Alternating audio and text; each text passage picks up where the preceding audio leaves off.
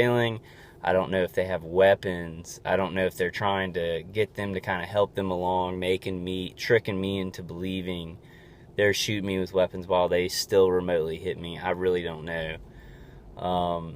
It's gotten pretty bad though. Like the hits, like when I'm not in the house, like I'll never get a hit on the side of my head, like I did yesterday, where it was just like, it was like somebody explained it. A lady on a conference call explained it like a hot steel spike driving into your head. But for me, it doesn't leave a lot of marks. And if my skin does get a little bit irritated, it's really nothing that I could show anybody that, they'd be like, oh, you're getting hit with something.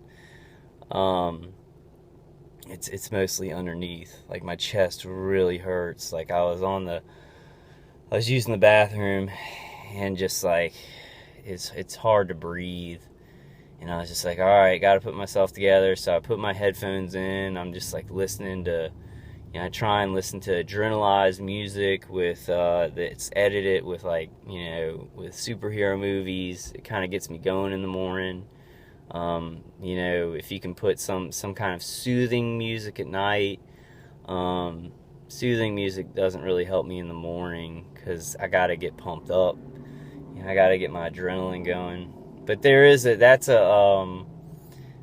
also kind of dangerous for us, because if you keep your adrenaline going, I saw a video with a lady.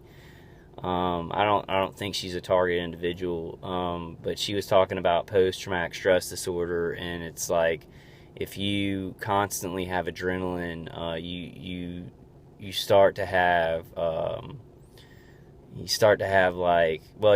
chronic fatigue and stuff like that, because it wears your body. Your body's not supposed to be adrenalized all the time.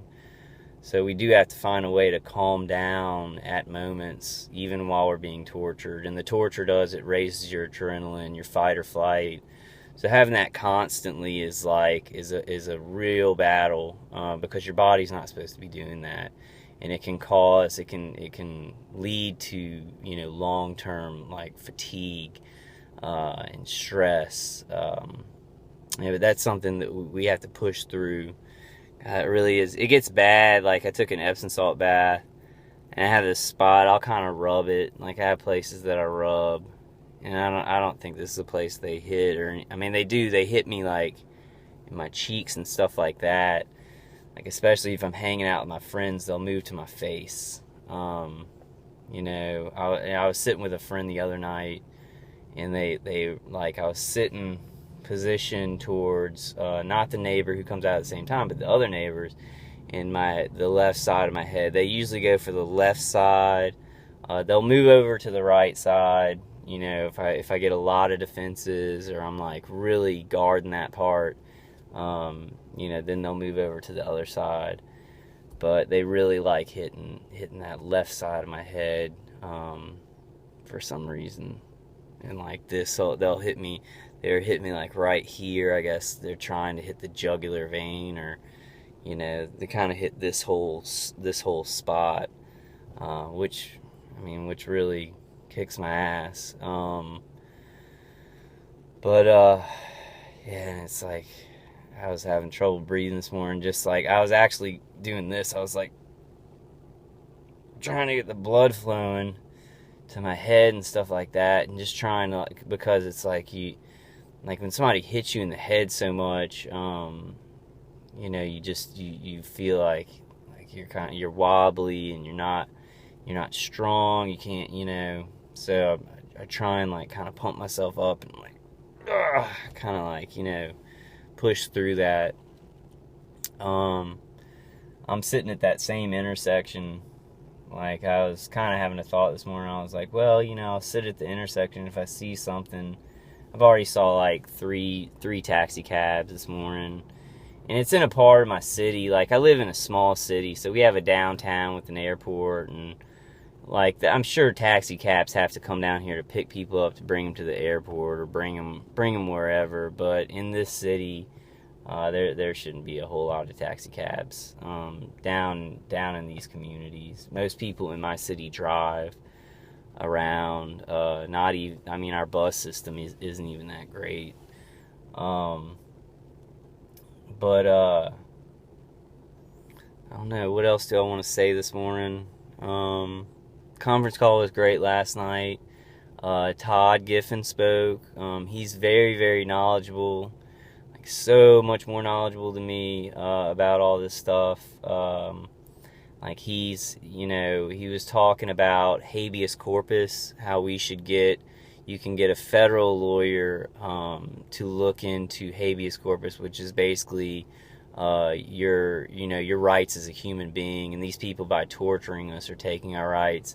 He even mentioned something about if somebody is damaging your brain, they are infringing on your First Amendment right of free speech.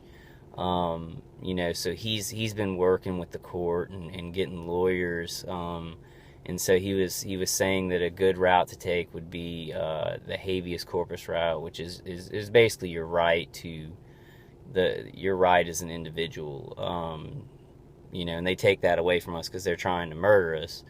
So it was about talking about different routes legally to go through, and he's gone through a lot of them, and he keeps pushing. So I mean, he's a great activist. He's always out on the street, videotaping stalkers and stuff like that.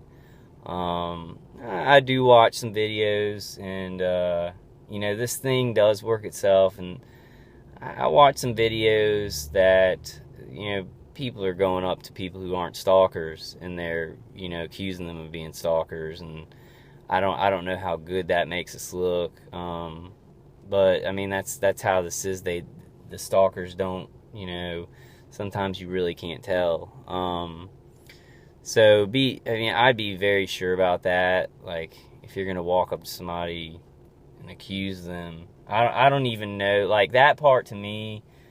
Like, I'll be honest with y'all, like, the vehicular stalking, I don't really care about. If I wasn't trying to stop this, if I was just trying to live through it, I would ignore the vehicular stalking, because the worst part is the microwave torture, the remote directed energy weapons, of course, the V2K, the remote neural monitoring, synthetic telepathy, them basically, playing with your visual cortex in your mind.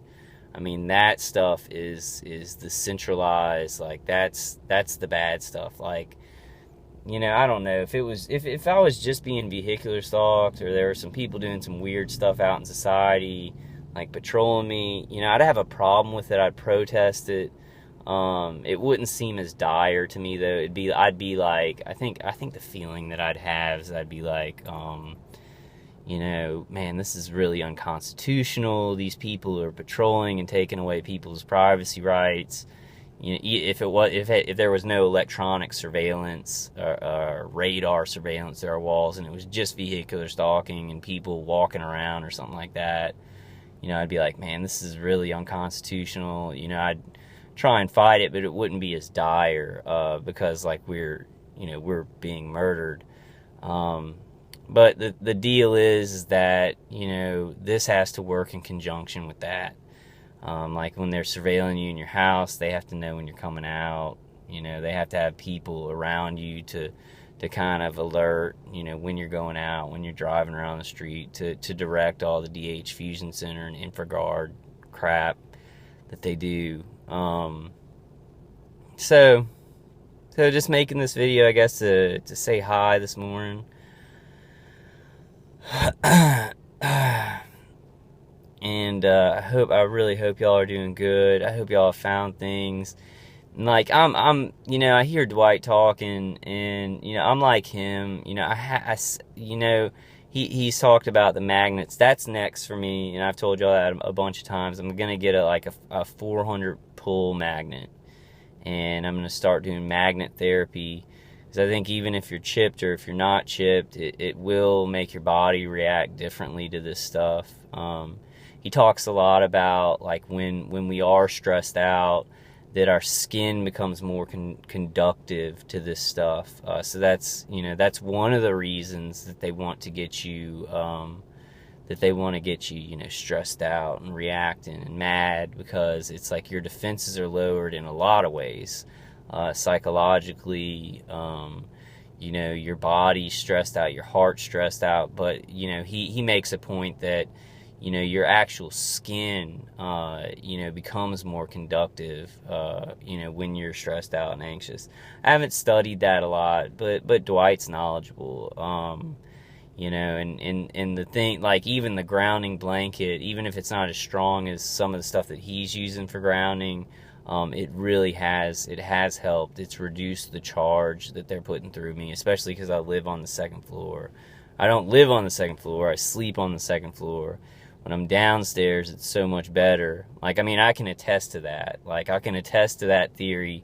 That is hypothesized, tested, and proven that when I'm downstairs in my apartment, this is way less, and then I go upstairs and it gets bad. I won't hear the high pitched sound on my bottom floor sometimes. Like, I'll feel a little bit of pressure and pain from what I call ELF, I guess, directed energy beam, that hits your muscles and stuff like that. But then I go to the second floor and I'll hear a high pitched sound, like, really loud, and the ELF, I guess, what extremely low frequency is what I call it, or directed energy beam. I'll feel that more.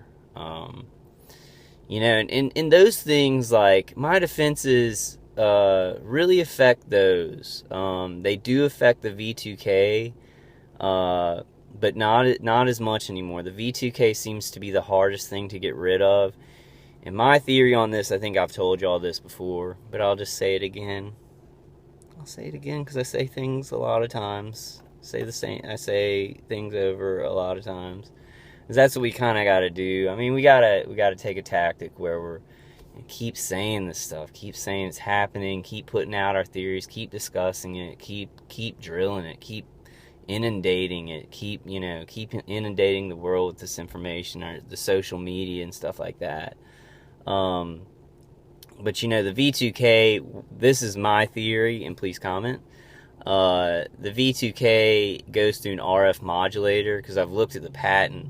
So it works a little bit differently. When they're hitting you with extremely high frequency sound, the high pitched sound to your auditory cortex, that's pure microwave. It doesn't go through a transition. The directed energy beam is pure microwave. It doesn't go through a transition. It goes through whatever kind of transition the weapon does to make it shoot remotely. Now, the V2K is different, because what they're doing is they're speaking through a microphone, or they have something recorded, and then that goes through an RF modulator. So it's a radio frequency modulator. Then it's turned into a microwave. So it's changed along the way, and I think that's why so many people have a hard time getting rid of that. Like, the other stuff goes first when you defend, because of the nature of it, because it's like a pure electromagnetic frequency, the directed energy, the extremely high frequency sound, and it's all directed energy. But I'm trying to use terms that you'll understand what I'm getting hit with. But the V2K, it goes through a stage, it goes through a radio frequency, because they're basically pushing that through a radio frequency, and it modulates, then it's turned into a microwave. So and I really want to just go over those patents again and just keep pushing those out.